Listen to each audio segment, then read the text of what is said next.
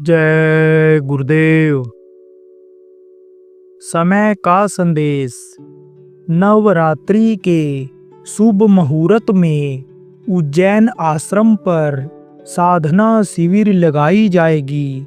जिनकी तीसरी आंख, तीसरा कान, तीसरी नाक का पर्दा हट गया है, ऐसे लोग ही उसमें जाएंगे। जिनका नहीं पूरा हुआ है चित्त बुद्धि, अंतकरण और विवेक की साधना शिविर, उनको तो पूरा कर लेना है। उसके बाद में फिर साधना करने की शुरुआत होगी। फिर शुभ मुहूर्त से शुभारंभ होगा। तो देखो प्रेमियों, इस समय पर पितृपक्ष चल रहा है। श्राद्ध वगैरह लोग करते हैं। लोगों की सोच यह रहती है कि पितर अगर कोई हो गया हो, अकाल मृत्यु हो गई हो, प्रेतात्मा बन गई हो, तो उनको खिलाया जाए तो शांत रहेंगे।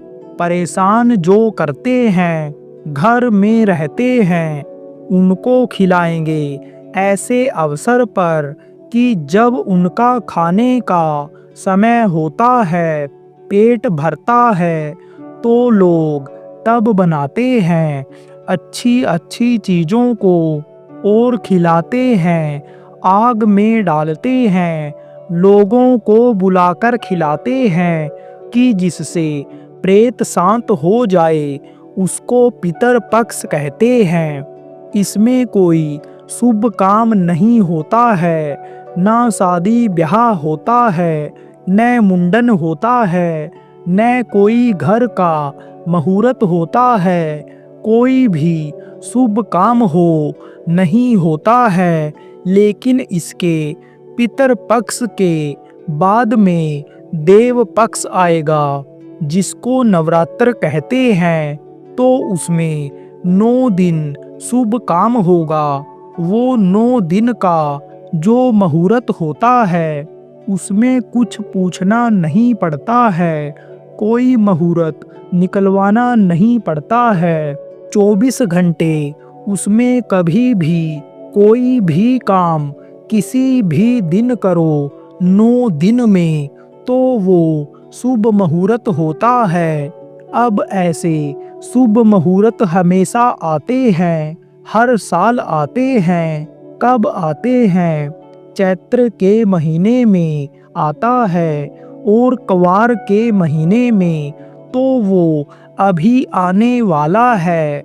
22 तारीख से उस शुभ मुहूर्त में साधना शिविर लगाई जाएगी। कहाँ लगाई जाएगी? उज्जैन आश्रम पर। लेकिन सबको उसमें नहीं जाना रहेगा। थोड़े लोग, वो लोग जाएंगे जिनका पर्दा हट गया है। कौन सा पर्दा? अंदर तीसरी आंख का पर्दा, तीसरे कान का पर्दा, तीसरी नाक का पर्दा, जिनका हट गया है, ऐसे लोग जाएंगे। उसमें बेईमानी नहीं होनी चाहिए। बेईमानी कहीं नहीं होनी चाहिए उसमें। जिनका हट गया है और साधना करने जाना चाहते हैं, वो जाएंगे। ऐसे लोगों को अब चाहिए कि 15-16 तारीख तक वहाँ उज्जैन आश्रम कार्यालय पर खबर कर दें कि हम वहाँ आएंगे। समय से पहले पहुँच जाएंगे।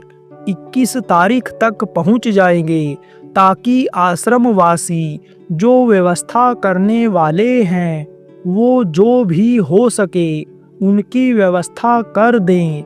रहने की, बैठकर साधना करने की, आराम करने की व्यवस्था बना दें।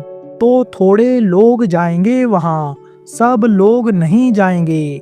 और वहाँ पूछताछ भी होगी।